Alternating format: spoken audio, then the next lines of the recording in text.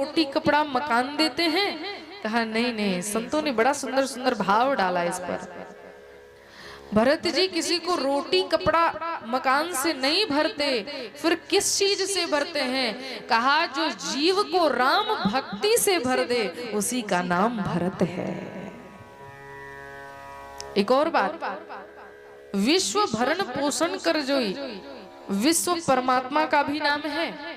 यहाँ पर केवल हम जीवों का ही भरण पोषण भरत जी नहीं करते, विश्व परमात्मा को भी कहा जाता है। परमात्मा का एक नाम विश्व है।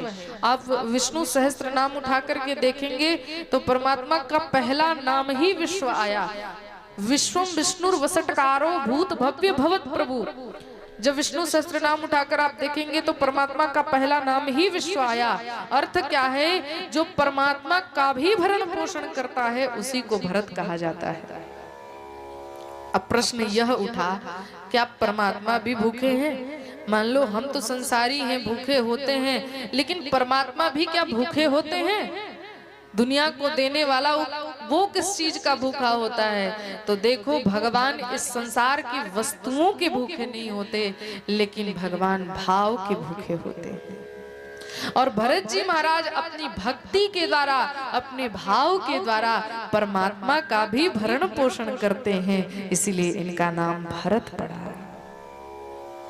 इसके बाद सबसे छोटे लाला का नाम राम, भरत, और उसके बाद जो सुमित्रा के सबसे छोटे लाला हैं उनका नामकरण वशिष्ठ जी ने किया है। जाति सुमिरन तीर पुनासा, नाम शत्रुघ्न वेद प्रकाशा। जिनके स्मरण मात्र से शत्रुओं का विनाश हो जाए, ऐसे सुमित्रा कुमार का नाम शत्रुघ्न है। जो शत्रुओं को जीत ले उसे शत्रुघ्न कहा जाता है। अच्छा, आपके मन में प्रश्न नहीं आया कि बड़े से बड़े राक्षसों को, शत्रुओं को तो राम जी ने जीता, नाम शत्रुघ्न नहीं पड़ा। गंधर्वों पर विजय भरत जी ने पाया, नाम शत्रुघ्न नहीं पड़ा। लक्ष्मण जी ने मेघनाथ जैसे शत्रु को मारा, नाम शत्रुघ्न नहीं पड़ा। लेकिन शत्रुघ्न का नाम वशिष्ठ जी ने शत्रुघ्न क्यों रखा? बड़ा सुंदर उत्तर है बंधुओं। ये सारे तो बाहर के शत्रुओं को मारने वाले हैं, राम, लक्ष्मण और भरत जी महाराज। लेकिन इन बाहर के शत्रुओं से ज्यादा खतरनाक हमारे भीतर बैठे शत्रु हैं, जिन्हें काम, क्रोध, लोभ, मद आदि विकार कहा जाता है। शत्रुघ्न जी ने इन विकारों को जीता, इसलिए इनका नाम शत्रुघ्न पड़ा। एक और बात,